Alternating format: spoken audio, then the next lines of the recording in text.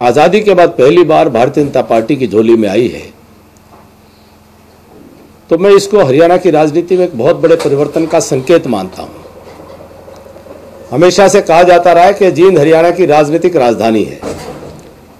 हमेशा से कहा जाता रहा है कि हरियाणा की राजनीति में जींद का इतना बड़ा महत्व है कि बड़ी रैलियां जींद में की जाती हैं और जींद का इतना स्पष्ट जनादेश, जहां पर विपक्षी पार्टियों ने अपने महारथी से महारथी उनको मैदान में उतारा।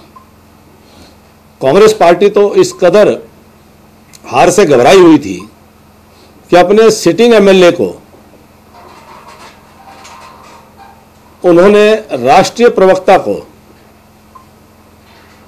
अपना तुरुप का पत्ता मान करके जींद में चला और जो उनकी हालत हुई, जींद की जनता ने बमुश्किल,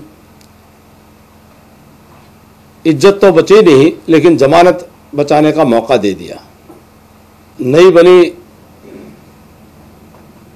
एक पार्टी, उसके निर्दलीय उम्मीदवार चौधरी देवीलाल जी की विरासत की बात करते हुए और कहां आम आदमी पार्टी का समर्थन उन्हें लेना पड़ा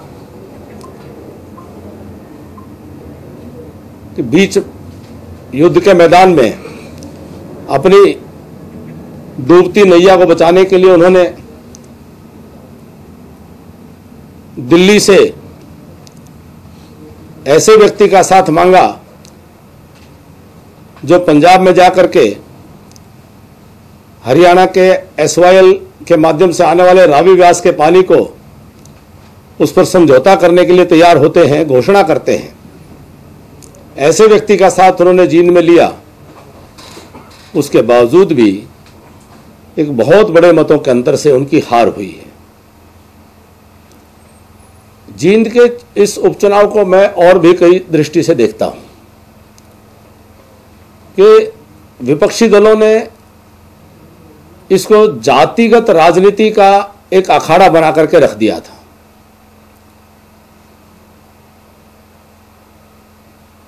हमारी पार्टी के भी एक सांसद ने अपनी एक अलग पार्टी बना करके एक उम्मीदवार को खड़ा किया। विशुद्ध जातिवाद के जहर के आधार पर उन्होंने वोट मांगे। जींद की जनता ने उनको भी नकार दिया। इंडियन नेशनल लोकदल जिसका सिटिंग एमएलए होते थे, वो पार्टी का नाम निशान भी नहीं बचा। वो चश्मा, वो माइक्रोस्कोप या दूरबीन लगा करके भी ढूंढने से नहीं मिला। जहां जातिवादी राजनीति को जींद के लोगों ने नकारा, वहीं जो ये सामंतवादी सोच, उसको भी जींद के लोगों ने नकारने का काम किया। साथ ही साथ में एक बड़ा महत्वपूर्ण, जैसे मैंने कहा, मैं इसको जींद के चुनाव को भविष्य की हरियाणा की राजनीति का एक बड़ा महत्वपूर्ण मोड़ मानता हूं, निर्णायक मोड़ मानता हूं कि दिग्विजय सिंह चौटाला को भले आम आदमी पार्टी का उन्होंने समर्थन लिया, शहर में भी वोट मिले, गांव में भी वोट मिले। भारतीय जनता पार्टी के उम्मीदवार को गांव में भी अच्छे वोट मिले और शहर से भी अच्छी जीत मिली। डॉक्टर हरिचंद मिड्डा जी जब उम्मीदवार थे, उससे ज्यादा वोट गांव में भी लिए, शहर में भी लिए। तो इससे मतदाता की जो मानसिकता है, वह प्रजातंत्र को, चुनाव मतदान को जाति के चश्मे से नहीं देख रहा है। मतदाता का अधिकांश वर्ग वह कहीं ना कहीं मुद्दों की राजनीति को स्वीकार कर रहा है। विपक्ष के साथियों ने अपने तरीके से खिसियानी बिल्ली खंबा नोचे की तर्ज पर नाच न जाने आंगन टेढ़ा कि